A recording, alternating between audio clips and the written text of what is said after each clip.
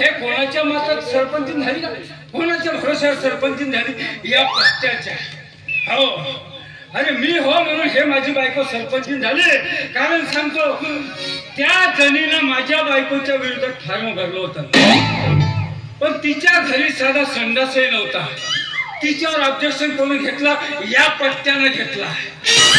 म्हणून तिचा फार्म कटला आणि हे माझी बायको सरपंच झाली.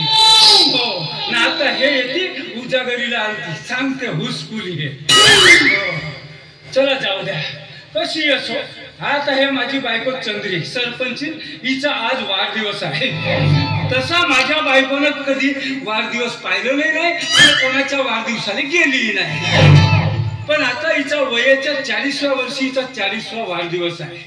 ते ग्रामपंचायतची सरपंच म्हणून मोठमोठे काना पाहुणे येणार आहेत आणि त्या पाहुण्यासाठी जय्यत तयारी म्हणून चिकन मटन सगळं काही होणार आहे. म्हणून आपण आपल्या तयारीने राहायला पाहिजे. मी काही कमी नव्हती, मी माझ्या तयारी आपण तयारी. कारण याच्यानं वजन वाढते आणि ज्याचं वाढते वजन त्याचं जमते भजन. काय वाढदिवस आहे म्हणून हे कपडे आणलो. माझ्याकडे कोटचे कपड्याची आई एका जणाचा कोट चोरून आणलो, एका जणाचा पॅन्ट चोरून आणलो. भेटत दुखतेच नाही भेटले. त्याला माझ्या बायकोचा वाढदिवस आहे, चांगली जय्यत तयारी.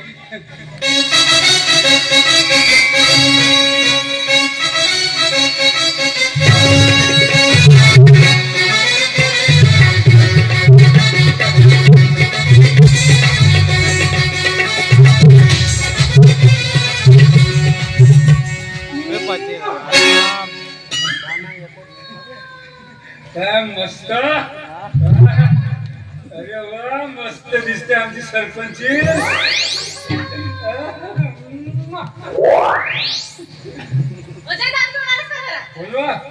नाही तर मी काय दारू पिऊ? नाही पेलो ना, नाही पेलो तो आली असेल कायची वास. नाही पेलो दारू. तमाशा म्हणजे का मी तुला काय तमाशातला शाहीर वाटतो का? माझ्या राणी अहो अशी स्तुती करत होतो, तुझी स्तुती करत होतो. हो मी काही तमाशा काही म्हणणार नव्हे, स्तुती करत होतो. अहो तर मला कधी करू देलीस का? स्तुती करू देलीस का म्हणतो. असं आणणार आहे आज आपल्या घरी तुझ्या वाढदिवसाच्या ऐवजी चांगला बारसा राहिला असता. बारसा दारू पिऊन गावात फिरत राहायचो आणि सगळा गाव झोपला का घरी यायचो. काय तुला सांगतो, मस्त बारसे होते घरामध्ये. तुला सांगतो रातचे 12 वाजल्याशिवाय माझा मूळ होत नाही. म्हणूनच तर मी अर्ध्या रात्री घरी येतो. काय मी अर्ध्या रात्री घरी येतो आणि हे मस्त टराऱ्या मारत झोपली राहते.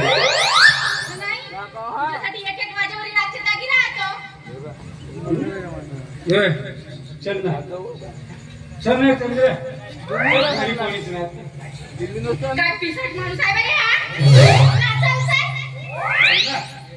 वेळ काय कक्कड काय घट्ट काय आपल्या घरी पावडे रावणे माणसं आहे. चंद्रिया मला कसा तरी वाटते ना. चल ना कसा वाटते सांगू तुला. अगं सांगू का तुला मी काय आहे माझ्या मनात. सांगू का तुला मी काय आहे माझ्या मनात. नवकराचं वाटतंय ग आता म्हातारपणात. नवकराचं वाटतंय ग आता म्हातारपणात. सांगू का तुला मी काय आहे माझ्या मनात. सांगू का तुला मी काय आहे माझ्या मनात. नवकराचं वाटतंय ग आता म्हातारपणात. नवकराचं वाटतंय ग आता म्हातारपणात.